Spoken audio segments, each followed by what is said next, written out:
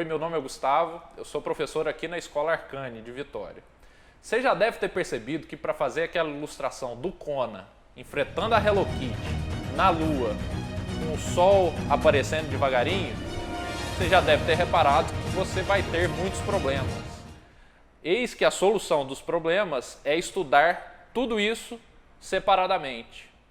E no vídeo de hoje eu vou falar um pouco sobre como aprimorar a forma de estudar, para você conseguir produzir com mais consistência. O primeiro ponto, eu acredito, para a gente começar essa conversa, é a ideia de estabelecer uma rotina de estudos que seja saudável e que encaixe com o cronograma do dia a dia de vocês. Na minha opinião, de nada adianta se você fizer 12 horas de estudo na segunda-feira e passar o restante da semana remoendo toda a dificuldade que foi se manter estudando durante 12 horas. Eu acho que é melhor se você dividir esse estudo em vários dias e manter a cabeça sempre fresca para as novidades que vão vir. Uma outra ideia legal é enxergar tudo que você precisa estudar como pequenos objetivos, né? O objetivo maior é você se tornar um artista mais capaz, né? Só que isso demanda que você tenha vários grupos de estudos, né?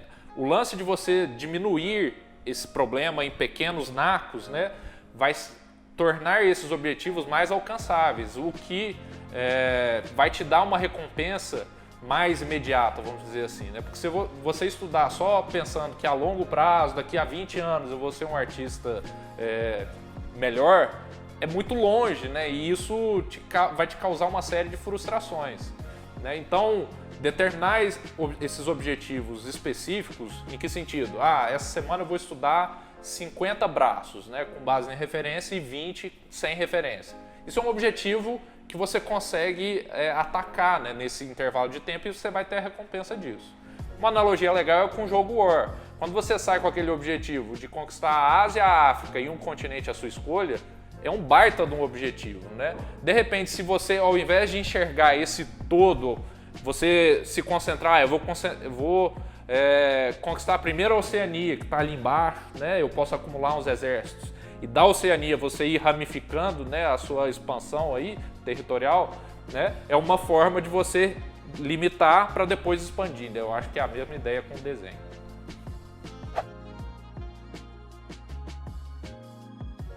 Você já pode partir do princípio também que você nunca vai ser um artista pronto, você sempre vai estar em construção. Por que eu estou falando isso? A forma de a gente entender o que precisa estudar é quando a gente produz, né? Então sempre tenha algo seu em produção, porque é quando você avalia as possibilidades de melhora. Se você tem dificuldade, assim como eu, de criar algo autoral, tipo personagens autorais, né, histórias autorais, se apoie em algo que já existe, né? Vai desenhar os personagens de Game of Thrones ou de qualquer coisa que você goste, né? Só mantenha essa produção com frequência, que é a partir daí que você vai encontrar problemas e os problemas são oportunidades de aprendizado, né? Então, ter esse lance da produção constante vai te fazer melhorar.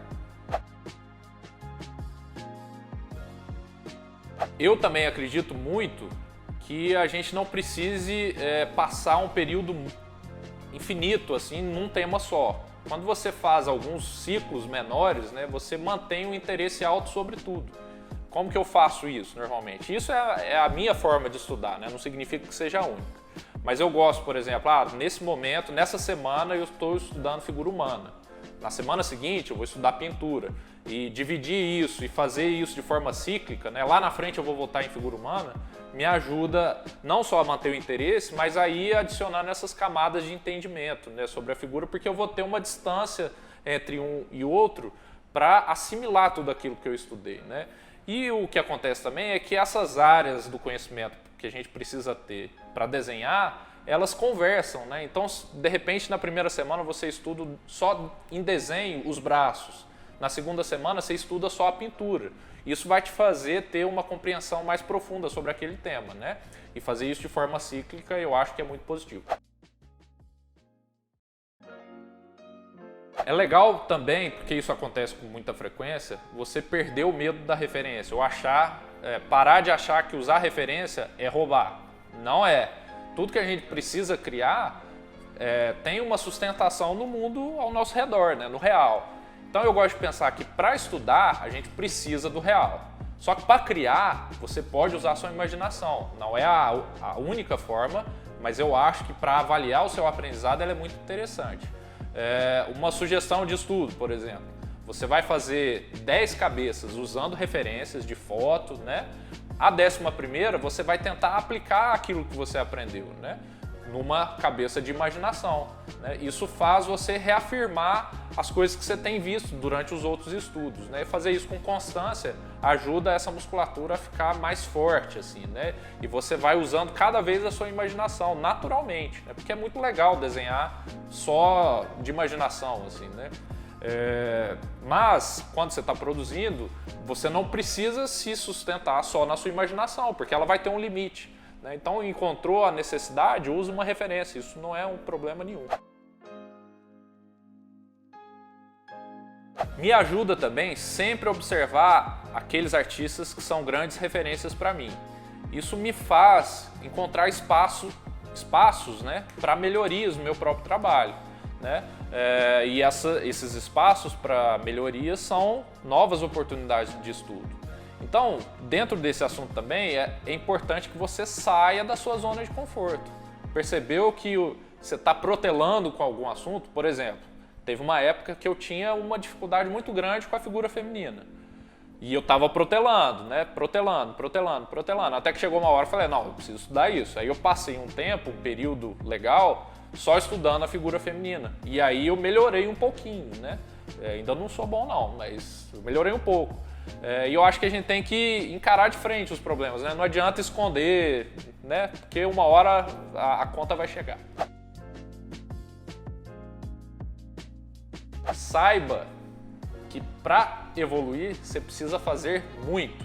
Já parta desse princípio. Não vai ser na primeira semana que você vai ver a evolução, né?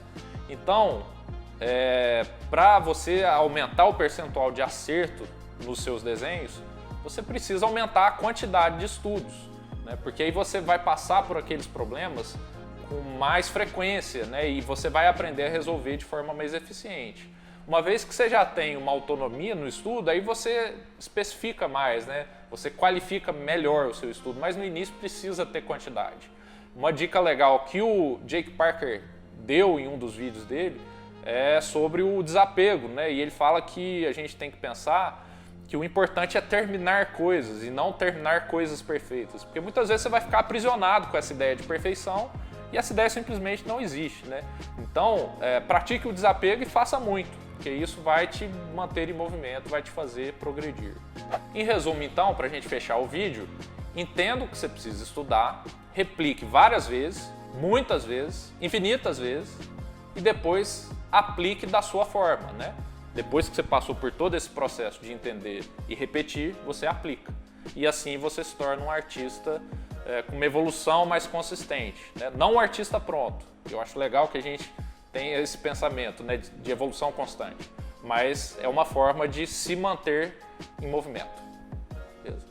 Então, espero que vocês aproveitem esse conteúdo de hoje, né, para aplicar nos estudos. Espero que vocês já estejam estudando. A evolução só vem daí, beleza? Qualquer dúvida ou sugestão, deixa aí nos comentários e até o próximo vídeo.